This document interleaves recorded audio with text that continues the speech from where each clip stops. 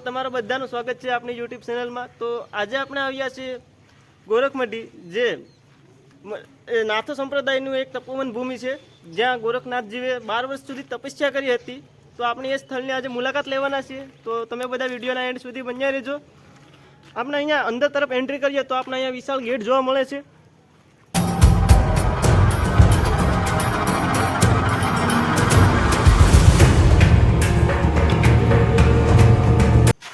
અહીંના જે બાપુ છે તેને આપણે પૂછ્યું આ જગ્યા વિશે કે આ જગ્યાનું મહત્વ શું છે। આ જગ્યાનું મહત્વ એ છે કે સોમનાથથી આવેલી 14 કિલોમીટર નાથ સંપ્રદાયની જગ્યા છે કે જેનું નામ ગોરખમઢી કહેવામાં આવે છે।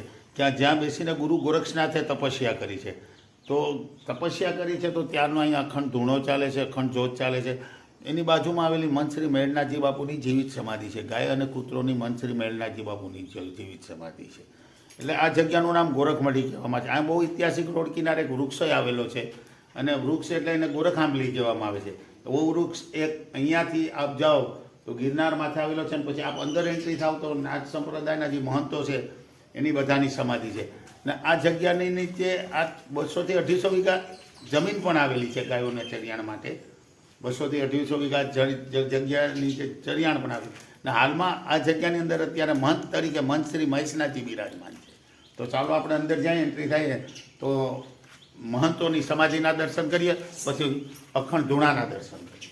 ચાલો એ પહેલાં આપણે જોઈએ તો એ સમયમાં અહીં જે ગોરક્ષનાથજીની સેવા પૂજા કરતા ગાદીપતિ હતા ત્યારનો ઐતિહાસિક આ બંગલો આવેલો છે। અને બંગલાની અંદર બહુ ઐતિહાસિક એક પાડા ઘંટી આવેલી છે કે પાડા ઘંટીની અંદર એ સમયમાં 12 ગામનું દૈણું આવતું, અને 12 ગામનું દૈણું આવતું એ દળીને અહીંયાથી 12 ગામના લોકોને એ દૈણું આપવામાં આવતું। એવી ઐતિહાસિક જોવાલાયક અને દર્શન કરવા લાયક પાડા ઘંટી છે। તો ચાલો પહેલાં આપણે જે મહંતોની સમાધિના દર્શન કરીએ, પછી અખંડ ધૂણાના કરીએ।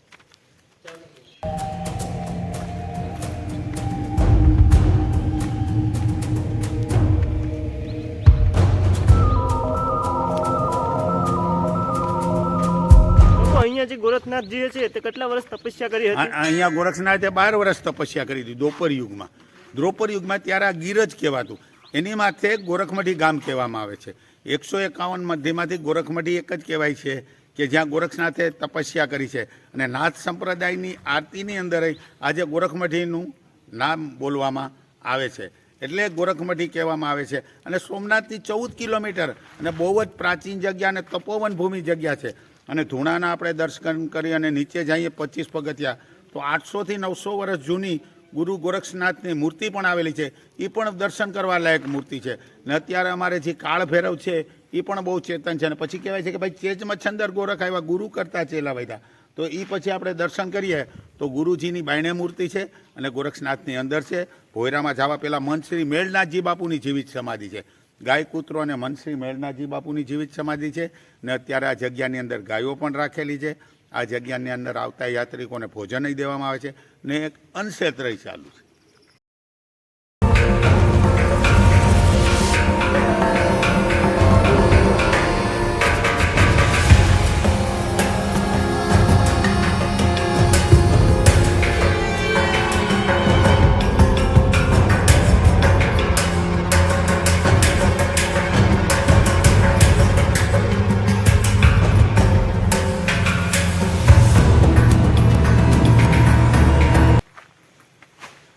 ચાલો તો આપણે જગ્યાની અંદર એન્ટ્રી થાય અને દર્શન કરીએ।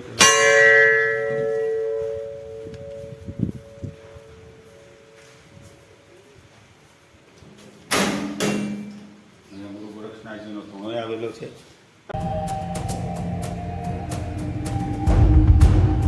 અને અખંડ જ્યોત ચાલે છે। અને ધૂણાના દર્શન કરી અને બાજુમાં આપણે જઈએ તો મેળનાથજી બાપુની જીવિત સમાધિ છે। બાજુમાં આવેલી જીવિત સમાધિ છે મનશ્રી મેળનાથજી બાપુની। ગાય પુત્રો અને મેળનાથજી બાપુની જીવિત સમાધિ આવેલી છે।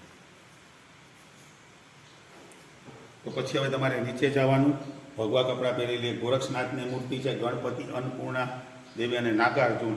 સીધા આપણે ગુફાની અંદર જઈએ નદી કિનારે તો બહુ પ્રાચીન ગુફા છે અને બહુ પ્રાચીન મૂર્તિ છે આ ઐતિહાસિક કે જે 800-900 વર્ષ જૂની, કે ગોરક્ષનાથે ગુફાની અંદર બેસીને તપસ્યા કરી છે।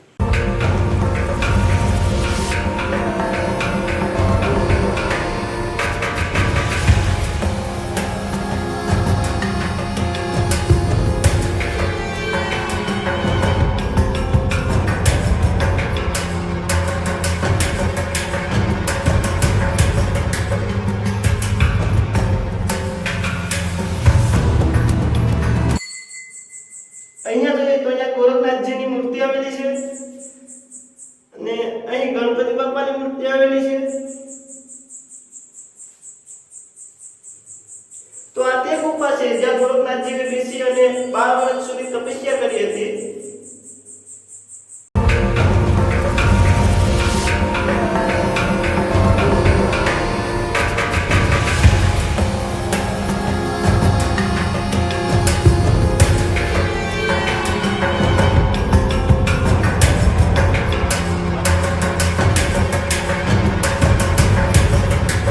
ને અહીંયાથી એક કહેવામાં આવે છે કે એક સમય એવો હતો કે ગોરક્ષનાથજી અહીંયા તપસ્યા કરી હતી ત્યારે બાજુમાં અમારે અહીંથી આવેલો 1.5 કિલોમીટર છે કે જે વીર માંગડાવાળાની જગ્યા કહેવામાં આવે છે કે વીર માંગડાવાળાની જગ્યા કહેવામાં આવે છે કે એ સમયમાં વીર માંગડાવાળો અહીંયા દાંડિયા રાસ રમવા આવતો.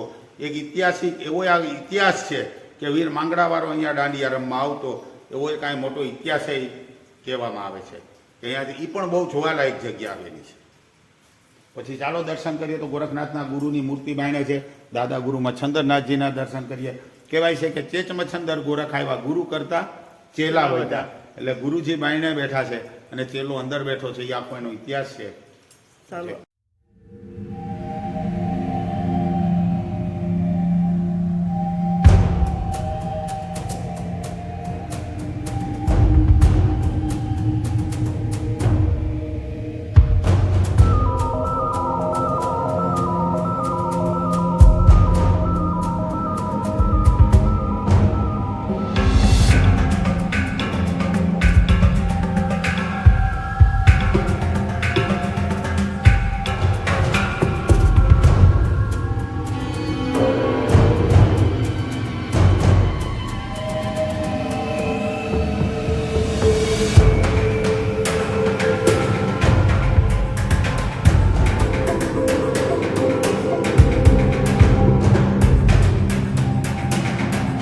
આ બહુ ઐતિહાસિક મહેલ છે અને એ સમયમાં રજવાડા સમયમાં એને જાગીર તરીકે આપેલું હતું અને મહંતને, ને બહુ ઐતિહાસિક મહેલ છે.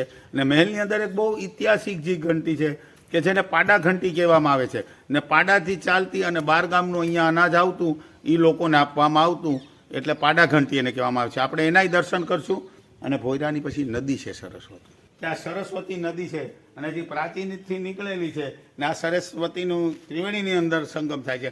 અને ગોરક્ષનાથજીએ સરસ્વતીને નદીને કિનારે જ ગુફાની અંદર 12 વર્ષ તપસ્યા કરી છે. અને બહુ જ ઐતિહાસિક અને પ્રાચીન ગુફા છે અને દર્શન કરવા લાયક જગ્યા છે કે જ્યાં ગુરુ ગોરક્ષનાથે બેસીને 12 વર્ષ તપસ્યા કરી છે. અને બહુ જોવાલાયક ગોરક્ષનાથની ઐતિહાસિક મૂર્તિ પણ છે, આવેલી છે અત્યારે.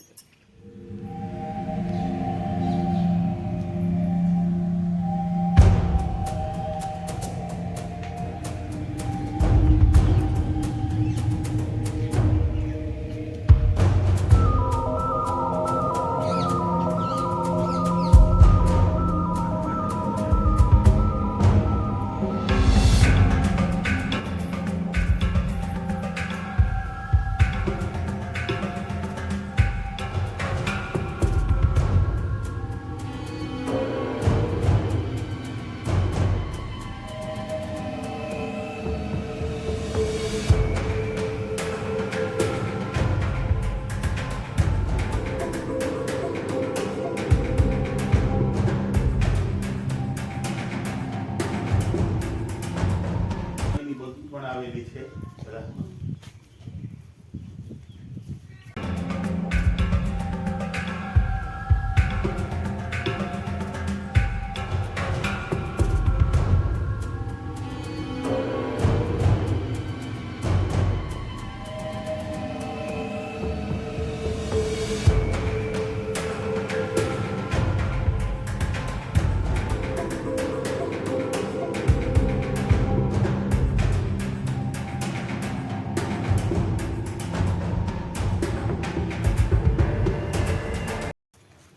આ ઐતિહાસિક પાડા ઘંટી છે કે એ સમયની અંદર 12 ગામનું રજવાડું હતું અહીંયા. ને રજવાડું હતું તો એ સમયમાંથી અનાજ આવતું તો અહીંયા આપવામાં આવતું અને આપવામાં આવતું તો દળીને 12 ગામના લોકોને અહીંયાથી અનાજ આપવામાં આવતું. અને બહુ જ ઐતિહાસિક પાડા ઘંટી અને પ્રાચીન છે. એટલે પાડા ઘંટીના દર્શન કરવા લાયક છે.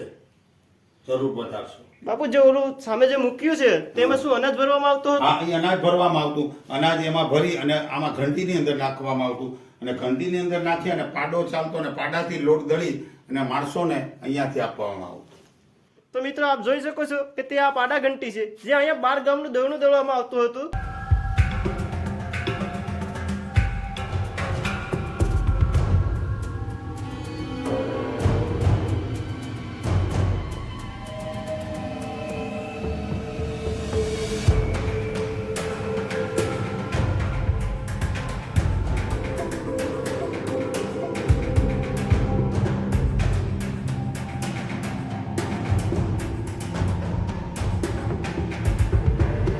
પસંદ આવ્યો હોય તો વિડીયોને લાઈક, સબસ્ક્રાઇબ અને શેર જરૂર કરશો. તો મળીએ બીજા વિડીયોમાં.